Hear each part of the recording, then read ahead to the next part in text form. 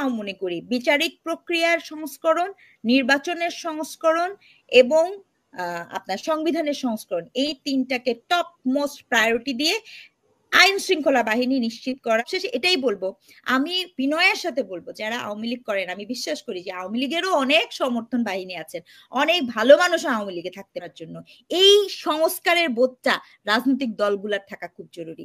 মানুষের মধ্যে সাধারণ জনগণেরও একটা বোধ থাকা উচিত, আমি নাগরিক, আমার একটা দায়িত্ব আছে, আমি নাগরিক, আমি একটা অন্যায় দেখলে সে অন্যায়ের একটা প্রতিবাদ করতে। আমি খুবই দুঃখিত যে আমরা এইগুলো কেন মেনটেন করি না, সেটা একটা বিষয়। আরেকটা দেখুন, কারো আপনার ইন্ডিয়ার কাছে যতক্ষণ পর্যন্ত শেখ হাসিনা আছে, আমি এটাও বলেছিলাম যে ট্রাম্পের ইলেকশনে জেতার সাথে সাথে আপনার এক ধরনের রাজনীতি হবে। এবং এখানে বাংলাদেশ নিয়ে অনেকে, তখন অনেক স্কলাররা, অনেক বুদ্ধিজীবীরা বলেছেন বাংলাদেশ দিয়ে আমেরিকার কোনো মাথা ব্যথা নাই। অফকোর্স বাংলাদেশ নিয়ে আমেরিকার মাথা ব্যথা নাই থাকতে পারে, কিন্তু ইন্ডিয়া নিয়ে আমেরিকার মাথা ব্যথা আছে। এটা কারণ ইন্ডিয়ার জন্য আমেরিকার জন্য ইন্ডিয়া একটা গুরুত্বপূর্ণ জায়গা। তো সেখানে আমাদের মোদি গভর্নমেন্ট যিনি আছেন তারা যে কি কি ধরনের ইন্টারভেনশন করতে পারে সেটা একটা কিন্তু আলাদা রাজনৈতিক বক্তব্য, সেই জন্য এটা একটা আলাপের বিষয় হতে পারে। আরেকটা যেটা বিষয় হচ্ছে, যতক্ষণ পর্যন্ত শেখ হাসিনা ওখানে আছে, আপনাকে আমার এটা বলতে কোনো দ্বিধা নাই, ইন্ডিয়ার হাতে ততক্ষণ পর্যন্ত কিন্তু একটা আপার হ্যান্ড থাকবে। যে কোনো সময় যে কোনো ধরনের যা কিছু বলেন আপনি, আমরা সবসময় কিন্তু তার অ্যাক্টিভিজমের উপরে, তার গতি প্রকৃতির উপরে আমাদের করতে হবে। কারণ আপনি এটা তো অস্বীকার করতে পারবেন, এই যে 2 দিন পর পর যে 10 তারিখে যে নূর হোসেনের দিবস হঠাৎ করে আমাদের আওয়ামী লীগের লোকজনরা যে আবিষ্কার করলো যে 10 তারিখে নূর হোসেন নামেও একজন মানুষ ছিল যে কিনা গণতন্ত্র নিয়ে কথা বলেছিল, তার জন্য জীবন দিল। তো এই যে চেতনা, আপনার 10 তারিখে যে একটা ভিডিও কল ফাঁসের ক্ষেত্রে যা কিছু, তার মানে কি? তার মানে কিন্তু এটি কি ছিল জানেন? এটা হচ্ছে দেখা আপনি কিভাবে শেক করেন। তো এটি কিন্তু আরো প্রগাঢ় হবে। দেখেন, আমি আপনার সাথেও বলে গেলাম, কারণ এখানে সমস্যা কি হচ্ছে, যে উপদেষ্টা মণ্ডলী আছে, যে সরকার ব্যবস্থা আছে, তারা কথাগুলাকে শুনছে না। কথাগুলো শোনা খুব জরুরি। আমি স্টিল নাও মনে করি বিচারিক প্রক্রিয়ার সংস্করণ, নির্বাচনের সংস্করণ এবং আপনার সংবিধানের সংস্করণ, এই তিনটাকে টপ মোস্ট প্রায়োরিটি দিয়ে আইন শৃঙ্খলা বাহিনী নিশ্চিত করা, জানমালের নিরাপত্তা। আপনি প্রশ্ন করছিলেন তারেক জিয়া আসে না কেন? আমি যদিও বিএনপির সাথে তো আমার কোনো যোগাযোগ নেই, আমি বলতে পারবো না, কিন্তু আমি আপনাকে একটা কথা বলতে পারবো, আমি বা মামুন ভাই, আমরা যারা দেশে থাকি, আমাদের জানমালেরই কোনো নিরাপত্তা নেই। আমরা এটা কিন্তু খুব শুনতে খুবই উইয়ার্ড লাগছে, কিন্তু এটা খুব সত্য। আপনি গত পরশুদিনও ডেফোডিল ইউনিভার্সিটির সামনে আপনার এক মেয়ের হাত নাই পা নাই, তার লাশ পাওয়া গেছে। প্রতিদিন আপনি দেখেন রাহাজারি ঘটনাটা বেড়ে যাচ্ছে। এগুলো কিন্তু একটা অনেক বড় অ্যালার্মিং সাইন। এবং আইন শৃঙ্খলা পরিস্থিতি, আপনি বলেন আরেকটা কথা বলে আমি শেষ করে দিব। আপনি বলেন যে একটা, আপনার মনে আছে নিশ্চয়ই যে আন্দোলনের পরে ছাত্ররা একটা আন্দোলন করেছিল পরীক্ষা পেছানোর, মানে পরীক্ষা দিবে না এইচএসসি পাশের, এবার যারা করেছে। তো তখন আমার যেটা মনে হয়েছে, আসলে ওই সময় কি এখনো সরকারের বলেন বা ওই যে আমি যে প্রত্যেকটা কেন্দ্রে নিরাপত্তা নিশ্চিত করবো, সেই অবস্থাতেই তো আমি নাই।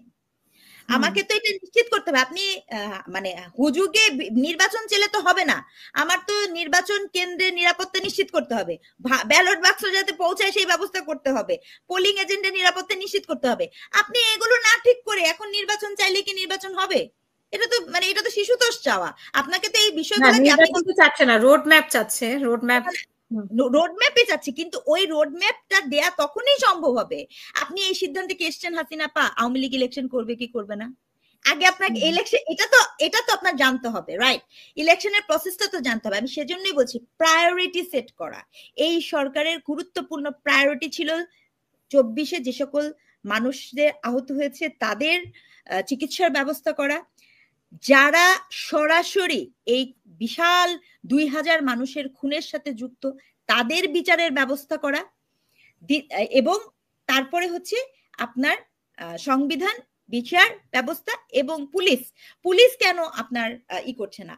হ্যাঁ, আমি এটাও বলি যে পুলিশের পরিবার থেকেও কিন্তু অনেক স্টুডেন্ট নিহত হয়েছে, আমার এটা বলতে কোনো দ্বিধা নাই। 24-এর আন্দোলনে পুলিশের পরিবারের ছেলে পেলেও কিন্তু আছে। যেহেতু আমি দেখি, মানে আমি চেষ্টা করি যে এই খোঁজটা রাখার জন্য, কিন্তু সেইটার সেই এবং পুলিশও তো হত্যা হয়েছে, এটা বলতেও তো আমার কোনো দ্বিধা নাই। অনেক পুলিশেরও তো জীবন মালেরই আছে। পুলিশকে আপনি জনবান্ধব করবেন কিনা, এটা কিন্তু একটা বিশাল একটা জায়গা হয়েছে। পুলিশ কিভাবে ওয়ার্ক করবে, কিভাবে আমরা তাকে ব্যবহার করব, পুলিশের কি কমিশন করব না কিভাবে করব, এই বিষয়গুলো আপনি নির্ধারণ না করলে নির্বাচনী রোডম্যাপটাও কিন্তু আপনি দিতে পারবেন না। কারণ এটা একটা আরেকটার সাথে কানেক্টেড, এটা বিচ্ছিন্ন দুটা বিষয় না, এটা একটা একটার সাথে ওতপ্রোতভাবে যুক্ত। এবং সবশেষে এটাই বলবো, আমি বিনয়ের সাথে বলবো, যারা আওয়ামী লীগ করেন, আমি বিশ্বাস করি যে আওয়ামী লীগেরও অনেক সমর্থন বাহিনী আছেন, অনেক ভালো মানুষ আওয়ামী লীগে থাকতে পারেন, কিন্তু ওই যে যেদিন অ্যাডভোকেট মামুন মাহবুব বলেছে, তাদের যে অনুশোচনা নাই। দেখেন, আপনারা যেভাবেই হোক সরকার আপনারাই ছিলেন, আপনাদের সরকারের আমলে এটা হয়েছে, এই অনুশোচনাটা যে আপনার থাকতে পারবে না, এটা না খুব উইয়ার্ড একটা বিষয়। যে এই বোধ, মানবিকতা বোধ, যে এতগুলো মানুষ মারা গেল, তারা এক কথায় বলে দেয় ষড়যন্ত্র। আমি যদি 5 মিনিটের জন্য ভেবেও থাকি যে এটা ষড়যন্ত্র, তারপরও তো এর দায়ভার আওয়ামী লীগের উপরই বর্তায়। তো এই যে এই বিষয়গুলো এত অ্যালার্মিং, এগুলো কিন্তু ভীষণ অ্যালার্মিং, এটা এরকম একটা দলের কাছ থেকে প্রত্যাশা করা যায় না। একই সাথে আমি এটাও বলবো, বিএনপিকে আমার নিবেদন থাকবে, যেই ভুল আওয়ামী লীগ করেছে সেই একই ভুল যেন দ্বিতীয় দফা বিএনপি না করে।